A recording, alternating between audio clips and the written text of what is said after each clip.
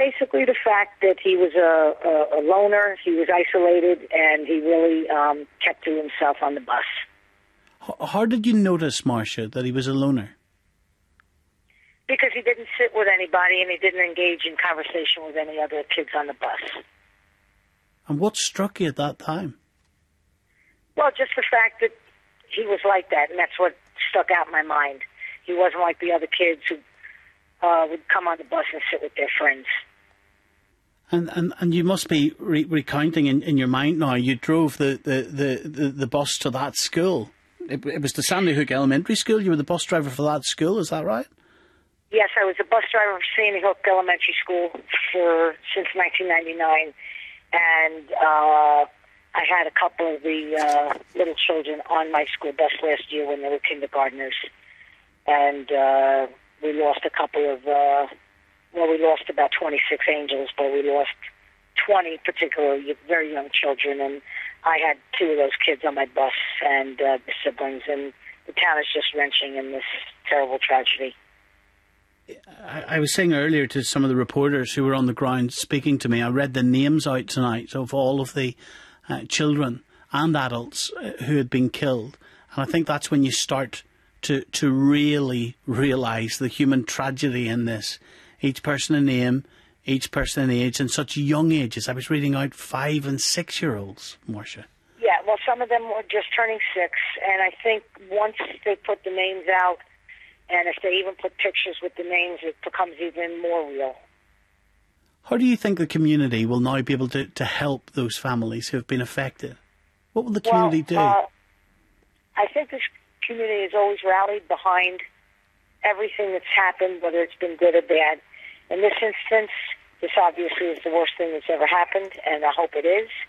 But I think we're all going to rally together, just sending prayers and love and just being there for each other to let all the families of the deceased know that we're here, as well as the survivors, because they've gone through a lot as well.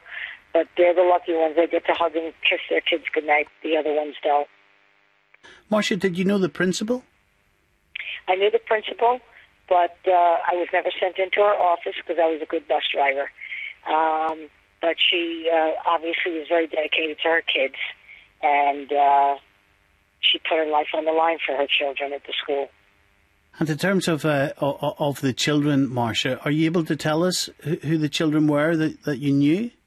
Well, at this point in time, the names have been publicized, so I am at liberty to discuss. I wouldn't do that for the family prior, but I had Grace McDonald and I had Dylan Hockley. And they were both very special children to me. I became very friendly with all my families and all the parents and the kids and the siblings, and my heart goes out to those 2 families in particular.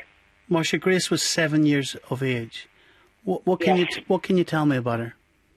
Grace was always dressed to the nines. She was adorable. She was a wonderful little child. Came on the bus very shy in the very beginning of the school year, and by the time the end of the school year came about, she was talking. She was so ready to start first grade and a full day. And her parents were lovely people, and I also drove her older brother. And you also knew Dylan Hockley, who was 6 years of age when he died?